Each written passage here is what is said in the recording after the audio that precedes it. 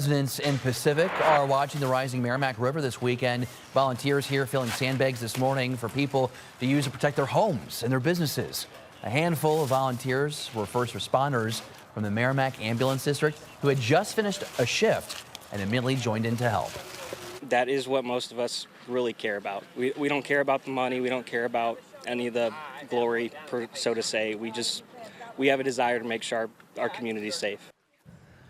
Pacific officials say the river is expected to crest lower than first thought, meaning there could be minimal flooding.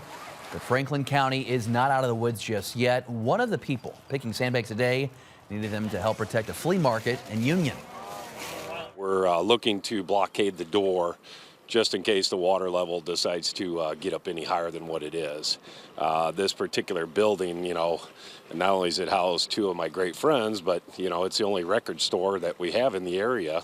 And they also do a few other great things for the community.